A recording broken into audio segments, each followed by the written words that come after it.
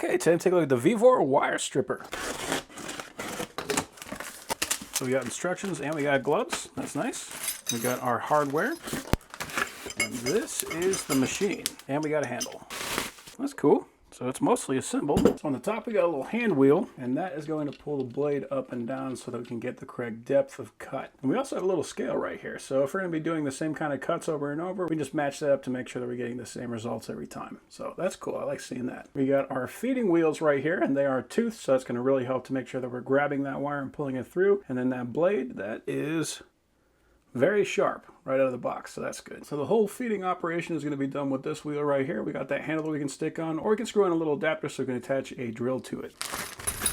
This is that adapter, so you would just take your drill and you would chuck onto here, and then you would take this guy and thread that into the drive.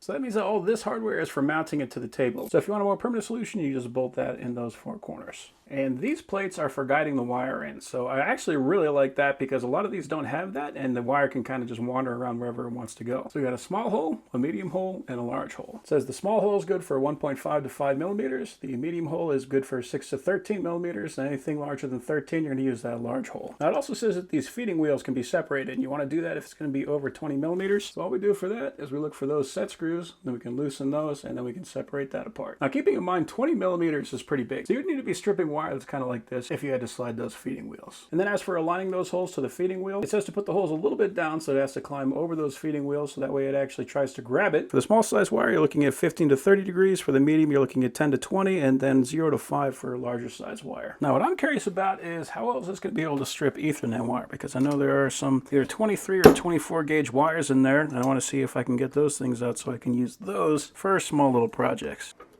I do expect that these are going to work better for solid core wire, especially like 12 gauge wire or anything like that, but I'm just curious how it's going to work on this.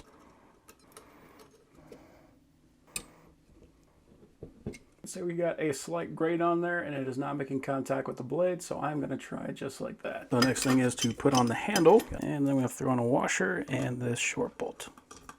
Then we can tighten down this lock screw, and we can tighten this guy down. Okay, that should do it. Now most of the time you don't want to cut all the way to the copper, you just kind of want to score the insulation. Then you can tear the end of it, grab the wire, and pull it all apart. What that's going to do is it's going to extend the life of the blade, so it's going to last a lot longer, but it's also not going to be forcing it to do all kinds of weird things. Now this is a fairly thin insulation, so I'm going to go a little bit deep on it, and we'll see what we can get. You can kind of see what we're looking at. It's a little deep, but we'll see what we get.